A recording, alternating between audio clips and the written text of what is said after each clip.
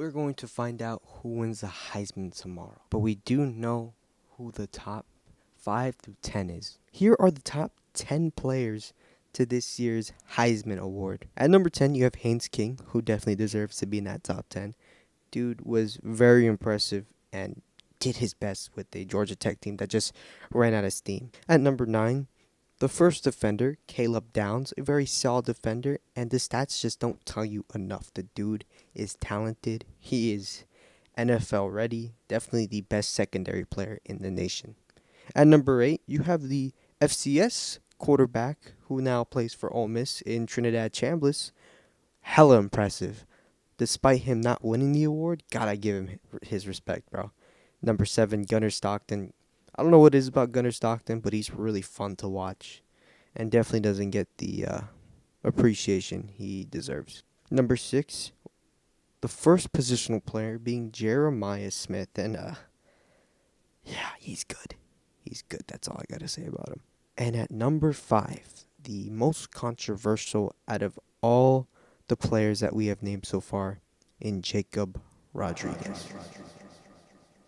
Jacob Rodriguez should be heading to New York, but instead he'll be sitting down with the rest of us wondering who won over him. Seriously, I really think he should have won it. Let's compare him to another Heisman runner-up in Manti Te'o. Manti Te'o in 13 games had 113 tackles, 55 of those being solo, 5.5 tackles for losses, a sack and a half, 7 interceptions, 2 fumble recoveries, 11 pass deflections, but didn't force a single fumble, believe it or not. Now, let's read Jacob's stats. 117 total tackles, 61 of those being solo tackles, 11 tackles for losses, a sack, 4 interceptions, 7 forced fumbles, and recovered 2 of those, and has a defensive touchdown, something Manti didn't even do. Now tell me, between the two guys, who would you prefer to win Heisman if these two were fighting each other for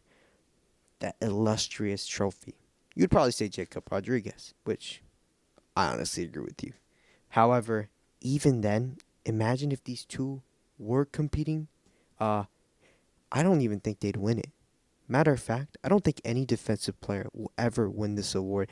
Now, before you look at me oddly and think, wait a minute, didn't Travis Hunter win last year? Yes, Travis Hunter did win last year, but he's a two-way player, not a full-time defender. Same thing goes for Charles Woodson and the 2 other guys that aren't even mentioned when you look up, has any defensive player ever won the Heisman?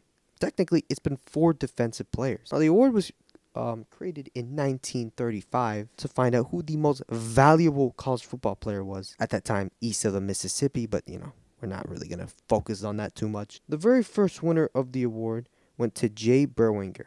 The following year, a man by the name of Larry Kelly from the University of Yale won it as an end.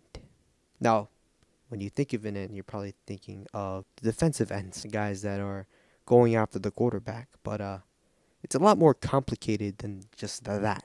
Matter of fact, these guys are more offensive, if anything. Looking up the profound definition of an end, the end is a versatile player lining up at the end of scrimmage lines, functioning as both a blocker and a receiver, but without the specialized roles of modern wide receivers or tight ends. Basically, a tight end before a tight end.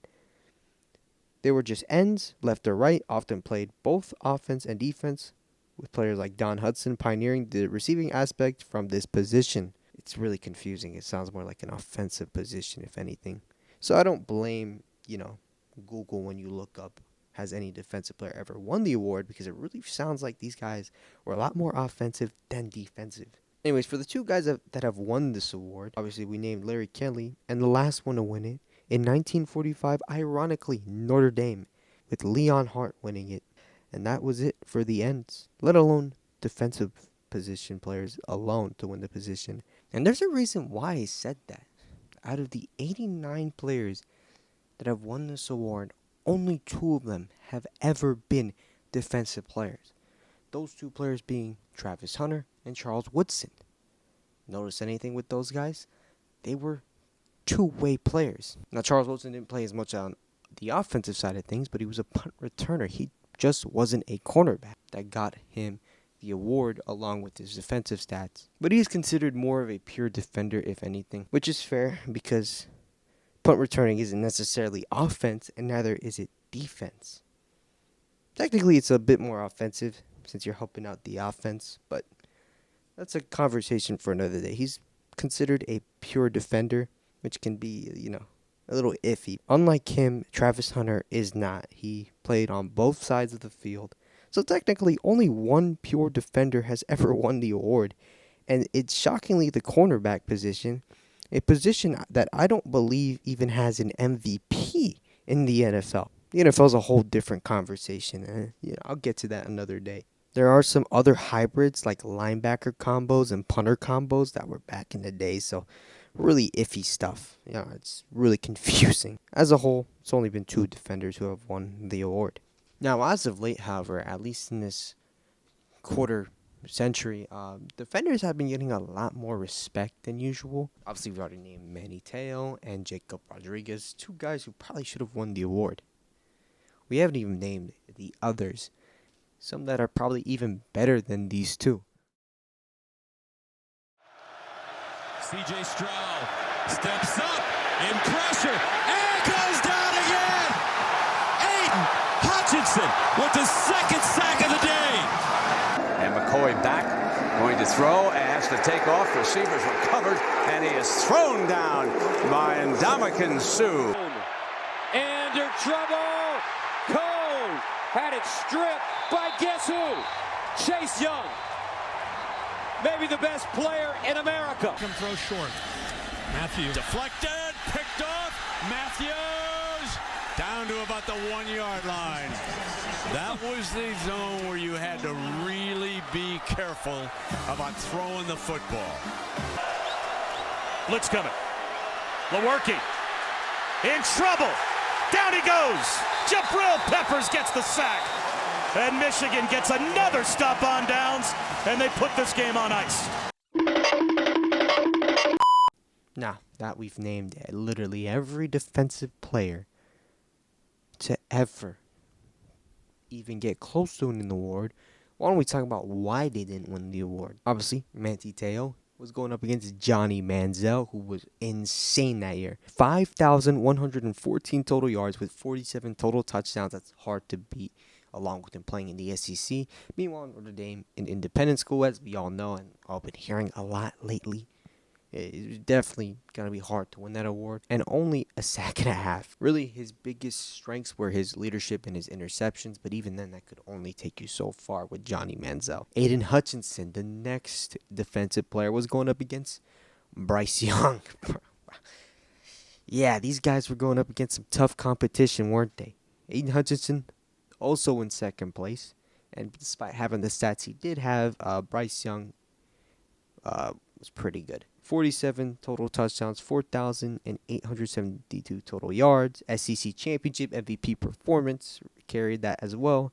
Hutchinson, he dominated late against Ohio State. However, defensive ends don't play a lot of offense. And to be honest, 47 total touchdowns is hard to beat, even if you are putting up the stats that Hutchinson did. And in the world we live in, quarterback stats matter a lot more than defensive stats, unfortunately. So the award went to Bryce Young, unfortunately. And to be honest, this one I'm kind of 50-50 on. Ndamukong Suh, a guy who ended up in 4th place somehow after his incredible season. Playing defensive tackle, probably one of the harder decisions to win in when you're playing. It's the least versatile on defense. Nebraska that year was pretty much carried by him.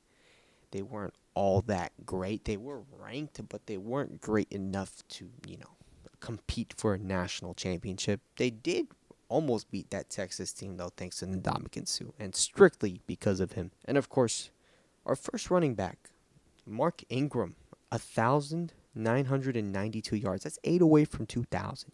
20 touchdowns, and then plays for Alabama, who is a bigger brand, and they won the title that year. First of many, unfortunately. As dominant as Suh was, it was just super hard for him to even win it with the 3 guys ahead of him. Being a defensive tackle must suck. Because if Suh put the stats he did and was nowhere near winning it, imagine if we see something even crazier. There's just no chance. Chase Young, our second defensive end. Uh, probably went up against probably the toughest guy you can go up against in Joe Burrow. 5,671 yards, 60 touchdowns. That team went undefeated and won the national championship. Obviously, the playoffs and the national championship don't really play into Heisman, but team success does. And that LSU team was very successful. I believe they beat 5 ranked teams that year. Insane. They went on a crazy run. And that's not even counting the playoffs. And of course, defensive stats, similar to Bryce Young, they're just not quarterbacks. They don't really touch the ball that often, which sucks, but it's the reality that we live in. Finally, we get to our 2 safeties, starting off with Tyrann Mathieu on that 2011 LSU squad.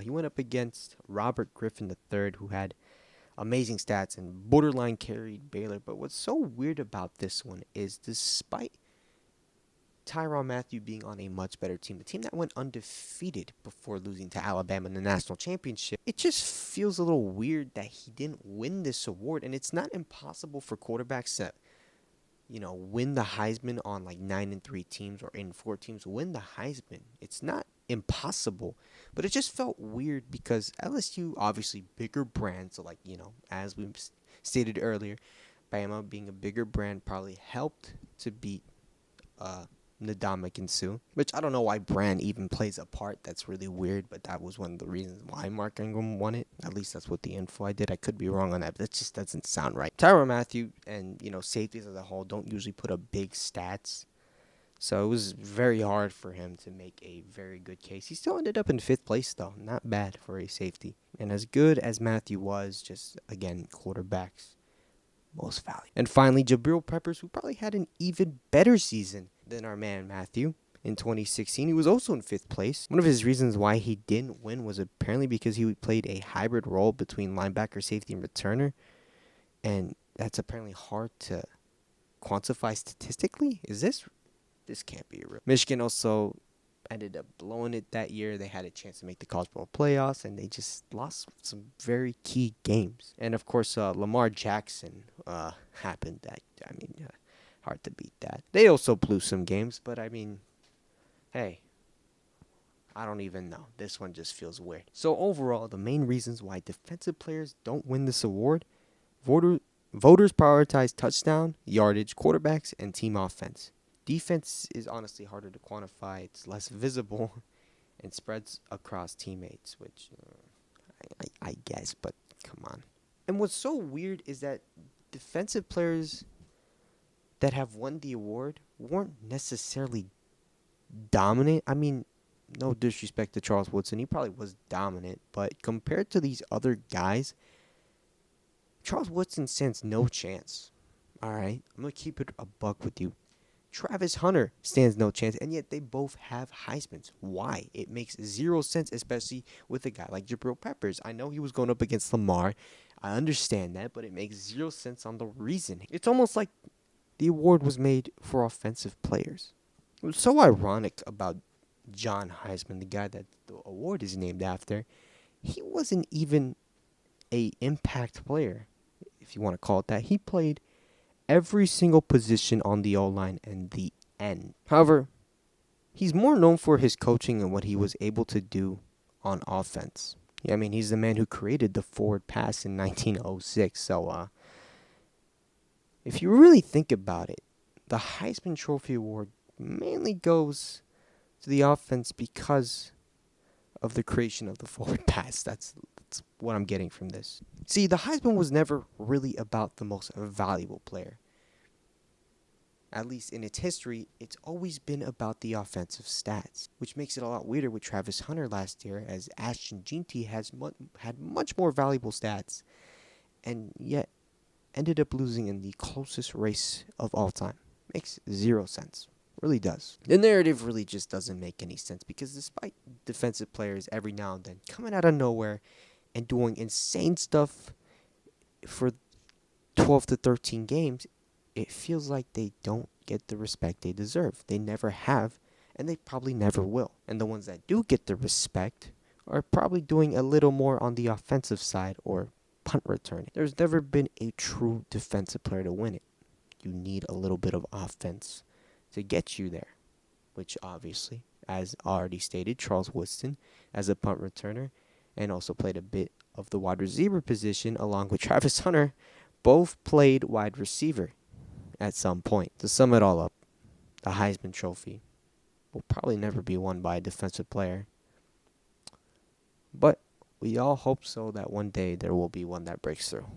One defensive player, even if it takes 100 years, hopefully, there can be one player that can get it. And maybe this wasn't the year, but hopefully sooner or later we see one break through despite the undeniable odds that the Heisman is just not for defensive players, and it never will be. It's never been stated outright, but it's just the truth. Cold truth, to be honest. Anyways, that's my take on this. If you enjoyed this video, hit the like button, subscribe for more. More content coming on the way. College football playoffs, my predictions, my thoughts on the teams that are in it are going to be in that. So if you want to see that, stay tuned. Love y'all. Peace.